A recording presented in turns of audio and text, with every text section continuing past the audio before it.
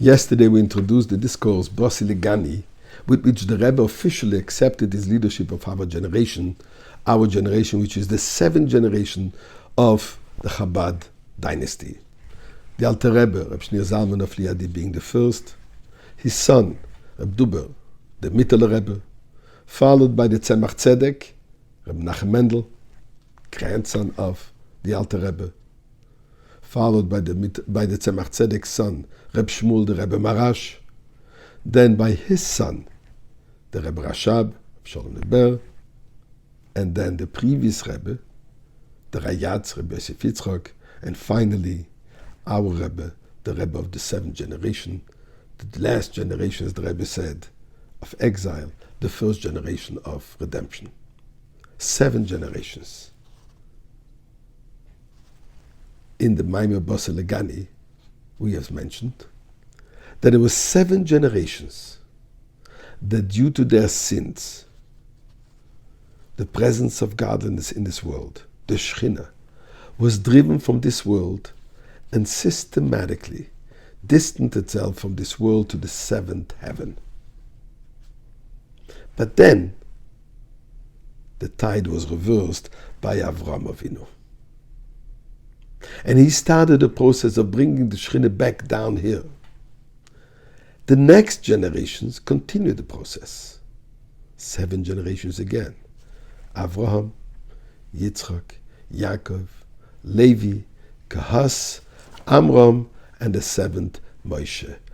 And Moshe Rabbeinu was the one who completed that process of bringing the Shekhinah back into this world.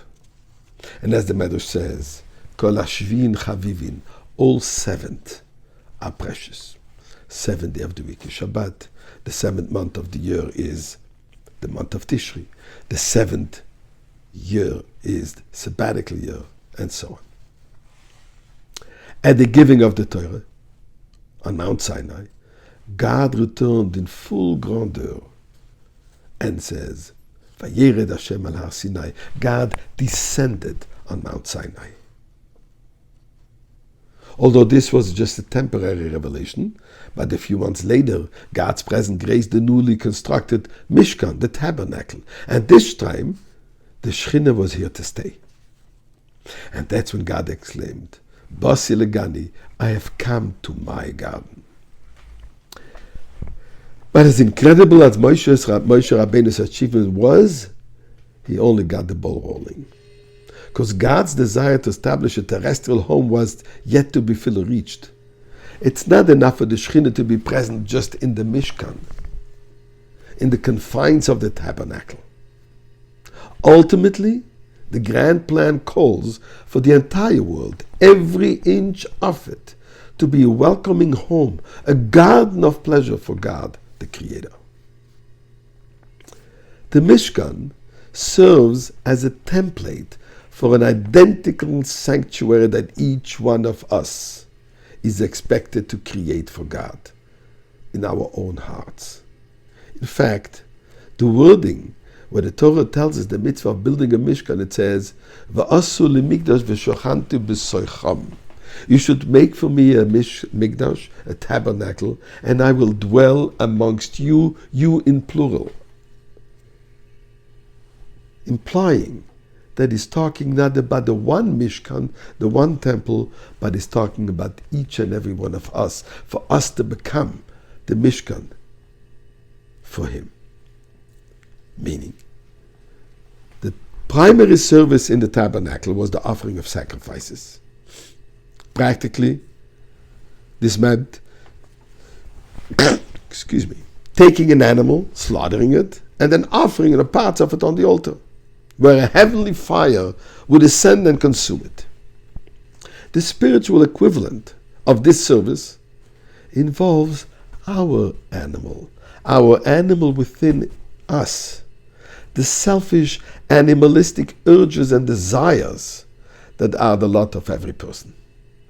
Yet, each one of us, as the Alter Rebbe explained extensively in the Tanya, particularly in the parts of Tanya we're learning these days, that each one of us possesses a godly soul, which is ablaze with a heavenly fire, a passionate love for God,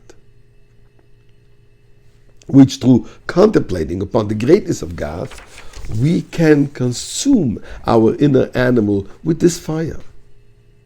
Yes, the inner animal is selfish, but it can be made to understand that the relationship with God is in its most selfish interest too.